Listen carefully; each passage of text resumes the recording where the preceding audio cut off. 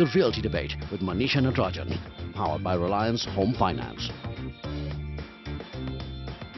Welcome everyone to the Realty Debate on NDTV Prime, which will focus on two key issues today.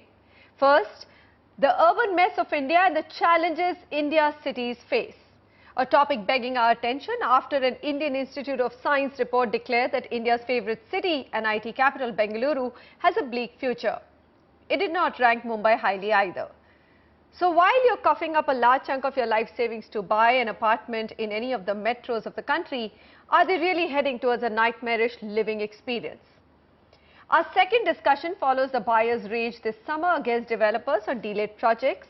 The dams of despair have burst open and buyers are no longer willing to wait 2 years or more for a regulator to bring them respite. Consumer forums at district, state and national level have come as a ray of hope for them, and we will tell you how can buyers get justice through these consumer courts. But first, the business of making India cities livable and sustainable. Joining me today are Irfan Razack, CMD Prestige Group and Chairman CREDAI, Rajiv Talwar, CEO DLF and Chairman Narratco, Anumita Roy Chaudhary, Executive Director Research and Advocacy CSC, TV Ramachandra, Professor IISc, and Sudhir Krishna, former Secretary Urban Development Ministry. We couldn't have asked actually for a better panel. Let me just start with the analysis by IISc Bengaluru, which shows that in the Urban Sustainability Index, where 5 cities were compared, Bengaluru and Mumbai turned out to have the least sustainable urban systems, while Singapore emerged as the most sustainable, followed by London and Shanghai. Well, is anybody surprised? Of course not. But what the report further said was disturbing. It said that rampant urbanization and invasive real estate growth have become the biggest ever threat to Bangalore's ecosystem. According to the study, there's been a 525% growth in built-up area of Bengaluru in the last 40 years, corresponding to a 78% decline in vegetation and almost an equivalent amount or percentage decline in water bodies. Now, why single out Bangalore? Let's see the findings of the third survey of India's city systems, that is ASICS, done by Janagraha to evaluate the fundamental ability of a city's institution to deliver a better quality of life over medium and long term. Now, the survey covered 21 cities across 18 states and declared that all 21 cities have very low scores when compared to the global benchmarks. That's London and New York. Indian cities continue to score in the range of 2 to 4.2 out of 10 as against London's 9.4 and New York's 9.7. So that's how low our cities scored. The question I'm asking today is it rampant construction and real estate activity which has led to the city's mess, or is it the response of the centre and the state government who have really not managed to solve the problem? And I think that's the crux of this debate. Mr. TV Ramachandra, I'm going to come to you because we started or opened the Pandora's box with your findings. So tell me, I mean, who's at fault? Well, this is because of the unplanned urbanization in the region. See, when you look at the kind of urbanization that has happened in the region, you mentioned about 584% growth, that is during 2010. Now the current growth, when you look at the latest one as on 2016, the increase in concrete area is 1005%. Wow. 1005%. We have lost 88% vegetation and 79% of water bodies. See, all of us require the houses, but at what cost? We do not have a clean air or water, and also there are no open spaces for our children to play or for the elders for the recreation. So by all this count, the city has become unlivable city. Now we need to do certain things. See, the government has to do the planning. We need to decongest the city now. That is on priority. Decongest and decontaminate the city. Air is contaminated, water is contaminated, land is contaminated. All right, Mr. Ramachandra, now this is why we're doing this discussion. Mr. Irfan Razack, respond to this. He's saying, look, concretization has happened, is 1000% plus. You've lost 80% green cover of Bengaluru, and which is actually for you, who's a hardcore Bangalorean, must also be a very heartbreaking thing to see. And we need to decongest and decontaminate, otherwise people will start, actually cities will become unlivable. Do you agree? Anisha, this is the price you pay for urbanization. I do respect the professor's study, and I do respect that we need to look into the ecological and environment part of it. But at the same time, India has been growing, and the city also has been growing in the last 2 decades and growing pretty rapidly. Now, whatever growth that has come within the framework of law, within the zoning that has been prescribed, within the prescribed built-up rules in terms of FAR and all of it. And I disagree that the open spaces are not there for the children to play. And I think as urbanization has happened, because of the well-defined laws that we have to leave a percentage for open spaces and parks, and which all developers are leaving, which gives the spaces for the children to play. But having said that, yes, Bangalore has grown, Bangalore has become congested, and I don't see how you can decongest a city. It's not possible. I think what we need to do is we need to at least now see that the infrastructure gets in place as quickly as possible, like public transport. Now the fortunate and the good part of it is we've got the Bangalore Metro, which finally the first phase is coming to see the light of day. Rajiv Talwar, would you agree that you can't decongest a city? I mean, Gurgaon, now look at it. This was a city which was visualized by the promoter of your company. It was a vision of KP Singh. It's become the millennial city, and today if I look at the statistics, it's deepening water crisis, traffic jams, drowning in its own waste, and CSC study says it all. I think we've got to realize a few problems here. What to say of decongesting a city like Bangalore or a city like Gurgaon? The government, despite all its prophetic and promises for the last 30 to 40 years, has not been able to decongest Delhi. You've not been able to move out a single office from here. You've not been able to move out the secretariat probably from South Mumbai. You've made a new Mumbai there. So therefore, what Mr. Irfan Razack said very correctly, that urbanization is a part of every developing country. And it contributes roughly, cities across the world contribute to 60% of the global GDP. So to say that urbanization and trying to put somebody on the back foot or on the defensive by saying that cities are becoming unlivable would be a wrong approach to take. I think the more appropriate approach to take would be to say, how can we positively resolve people's problems? After all, people have a right to live in a city. People have a right to migrate within India. And if they have a right, then I think we also have the responsibility, either as the government or as the population or as developers, to see that infrastructure and their requirements are provided for. Okay, all right. I get that point. Now, Mr. Sudhir Krishna, you've been part of the policy making think tank on urban development. Now, tell me, why is it really a real estate problem, construction problem, or is it really the response of the state and the center government which is responsible for this mess? Because like I would agree with Mr. Talwar, how can you actually stop cities from growing? Nowhere in the globe or world can you stop cities from growing. I think urbanization is a natural phenomenon, and the sooner we accept it and the faster we promote planned urbanization, the better for all of us. If we think that India has got too much of urban development, I mean too many people in the cities, actually it is far from it. Our urban population is just about 31% of the total population, which includes what is called census towns. I mean the towns which are actually village in legal terms, and they are in census they are called towns. So actually the population growth is not much in urban areas. It was 28% 10 years before, now it is 31%. So number one, that we are not urbanized enough, we must promote planned urbanization. Number two, you asked about the ills, what are the problems which were causes of this problem of unplanned urbanization. It is a governance issue, basically. I have got deep regard for all those like the architects, the developer, real estate developers. I mean, there are black sheep everywhere. I will not say that everybody is very good, but by and large, these are the entrepreneurs. They are the people who have a vision and they have got the drive. They want to create some creators, creators of something good. So the job of government is to regulate their creativity so that they do not, leave certain framework of law and then they help the people.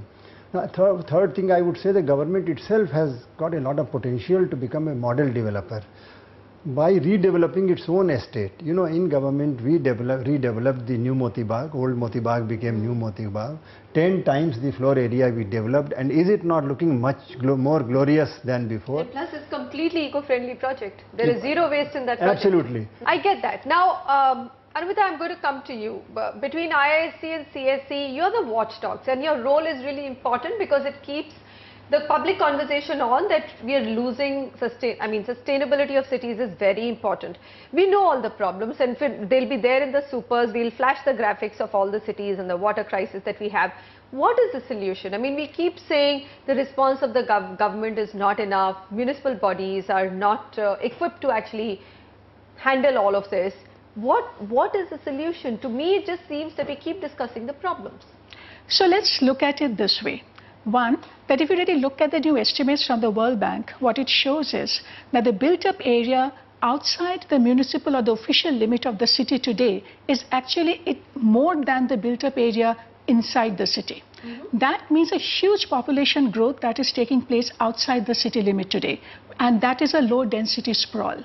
And that has really raised a huge question about service delivery to the people, because what we today believe as a basic principles of urbanization, that you need to, when you're doing reurbanization, you're doing redevelopment inside the city, you need to maximize access of the people to that new development. The chaos that we see today inside the city is not because that it's actually because the planning is being done for the minority. Today in Delhi, for instance, you have a huge investment for smart city development in the NDMC area, but that investment is going to happen for just 2% of the people. Because what you've done here, instead of going for high density development inside the city, you're pushing your own people to the periphery. Now, as a result of that, there's a huge equity issue coming up today. If you look at the distribution of the resource, per capita water consumption in NDMC area is 4 to 5 times higher than at the periphery. So which means it is just not about the availability of the resource, but it is the equitable distribution of the resource. And more important, today in this city, 77% of the households have income of 60,000 rupees and much below. But the housing stock that you're going to create is much above their affordability.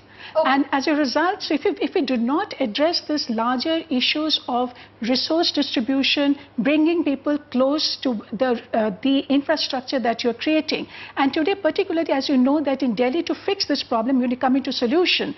Delhi has actually announced the transit-oriented development plan, which is saying that you bring more people close to the transit line, do re-densification, allow more people to be there. But already there are pressure from the real estate industry to lax that. In fact, they're asking for exemption to provide green open spaces in small development areas. They're also saying that they want to make the requirement of dwelling unit per hectare density norm much weaker.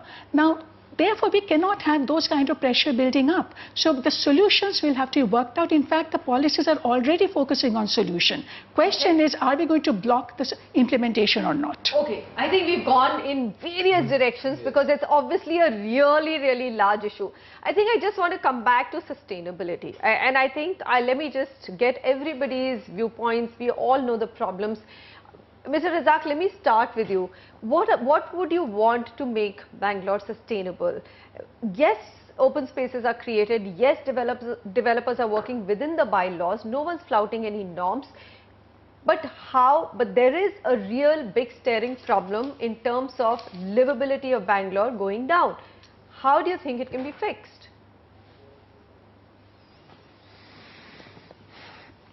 Manisha, if we really start thinking now, like I told you, everybody needs a decent shelter over their head, whether it's the poor or the rich. And if we feel that certain areas are congested, the only way to do is to create counter magnets and create new cities. And I'm not saying create new cities far away from the city, but with proper, peripheral roads and getting out. But again, there'll be a big cry, a hue and cry that we are going and encroaching on agricultural land.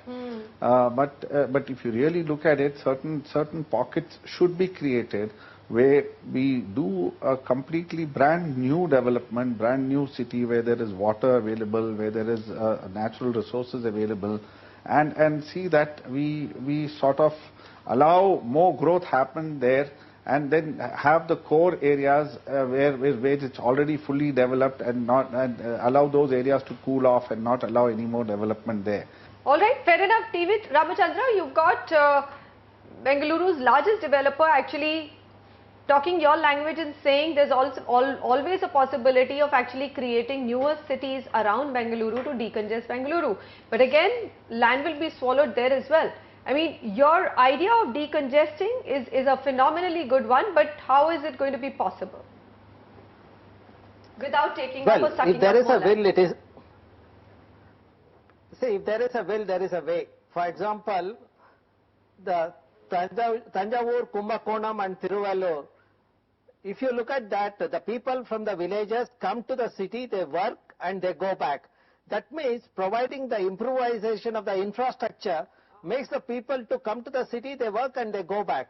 Okay. That is what has to happen in the peripheral area. Then coming to the Bangalore, see, if you look at the architecture that has been currently deployed in Bangalore, you see that the people residing in the high-rise building with a glass facade, they consume about 14,000 to 17,000 units of electricity per year, per person, compared to the normal building where the people use about 700 to 1,400 units of electricity. See, 10 times higher electricity consumption means higher carbon footprint. Then the second thing is, when you look at the transportation sector, the another infrastructure, see, the Bangalore and Hyderabad have a higher emission in the transportation sector to the extent of 43 to 52%. This is mainly because of poor public transport.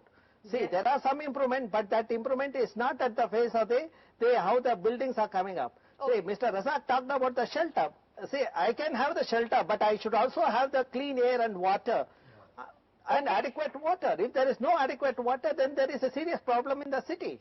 All right, fair enough. I think most of us are converging on the same point, which is provide for the right connectivity, and you will anyway see, lesser congestion at the centers, and in cities like Delhi where the centers actually absorbing tremendous resources because they're the least populated and the sidelines are getting scrunched, even that has to be taken care of. Okay, let me get Mr. Sudhir Krishna's viewpoint here. Mr. Sudhir Krishna, give us solutions. I mean, what can you be what can you be doing? Now, I think the most important thing after transportation is waste management. Yes. Both the solid waste as well as the sewage has to be not only managed but managed in a profitable manner. The recycled sewage can provide a lot of water, which can reduce the water scarcity and shortage in the cities. Similarly, the garbage has to be managed in a profitable manner. Technology is available, but management is the issue. The whole problem is governance and management. Rajiv Talwar, the accountability is the biggest issue. At a city level, who owns the city? And political votes are not earned from the city. They are earned actually outside of the cities. The basis of all big political parties, at least in Bengaluru, that's the biggest thing I hear, that or in Mumbai, the vote banks are not in Mumbai or in Bengaluru. They're in the rural areas of Maharashtra and rural Karnataka. So that kind of problems when you have, who owns the city? No, the city is owned by the people, and that's a simple thing. And as Sudhir has very rightly said, that yes, there are systems available, allow people to work, allow enterprise to take place. I think whenever we compare, and I've seen it on this show also right now, we're comparing things to New York, to London, to Shanghai. Sorry, these are $10 trillion plus economies. We are talking of a 1.27 billion people being managed in a 2 trillion and I think or a $3 trillion economy. I think the Prime Minister's vision is very correct, that yes, at a smaller level, you have to take steps like Swachh Bharat, Skill India. You have to allow people to be more aware of what they need to do themselves. For instance, cleaning up the rivers. I think Anumita would agree that you cannot treat rivers as the drains of the last resort. There should be no mess flowing into them. Anubita, my final question to you, and I would like, all the large developers do follow some of the best practices when it comes to sustainability in projects. However, how rampantly are they being followed, or I would say not being followed? I think that's where we have the biggest problem today. So we are creating norms for green building. Even we are trying to construct green, but where we do not have any accountability is about to ensure they perform green after they are constructed. Right. So the rules are not even clear on them. So what we are really talking about is that so we now need performance target just not for the building but for the habitat as well. Solution will emerge also from the strength that the cities have. We have said just now that Mumbai is an impossible city, but still understand today that the public transport ridership in Mumbai is 89%. That is public transport, walking and cycling, which is the best in the world. Right. Even London, Singapore, they cannot even compete with that kind of ridership. So the point here is that if you do not understand your strength, you will not even invest there. So it's important, therefore, that you focus on that. You have to improve the quality of the transport. Today, we are talking about quality of life. It is not the built area, it is not the construction, it is not the concrete. So therefore, once we do that and we have those benchmarks in place, and then when it comes to water, to waste, we have to just simply change the paradigm. Don't think only about the rooftop harvesting of rainwater, but you have to absolutely increase the water holding capacity of the entire city. So which means your lakes, your water bodies, your rooftop, all will have to be integrated, and with the nala. Similarly with the waste, why should waste reach the landfill? If what we've just heard about New Moti Bagh, that has to really be the principle all across.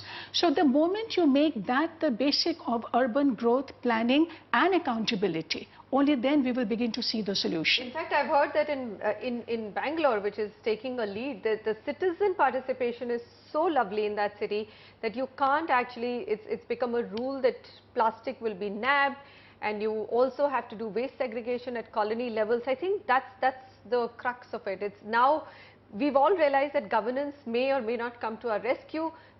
Literally citizen governance has to be even more important. Gentlemen, I'm going to conclude. It's a very large topic. Yes, go ahead. In fact, there is a video doing the rounds of something called Ahmedabad 311. And that is a citizen's line that you can photograph anything and send it by WhatsApp to 311, and as soon as it's rectified, because it goes into a central bank which is connected with the municipality, as soon as it's rectified, it sends a feedback to the person along with a photograph. I think to involve citizens in local governance, it's a prime example which can take place. And you have to see the MCD commissioner of Ahmedabad. She's a lady. She's so dynamic, Rajiv Talwar. I've met her, that she's making all of this possible. I think a few more women in governance would help. Gentlemen, let's conclude on that note. Yes. Irfan, Razack, Professor Ramachandra, Anubita, and of course, Ms. Sudhir Krishna and Rajiv Talwar. Gentlemen, thank you very much. I know that we don't find very, very big solutions, but the urban debate has to be part of the property show. It can't be outside of it. So we will call you back every 3 months and at least send out this message that something needs to be done right away. After the break, we'll come to another burning topic. How do buyers whose homes have not been delivered get justice? Because from what we hear, it's going to take at least 2 years for RERA, or real estate regulator, to become effective at state level. And that's a very, very long wait.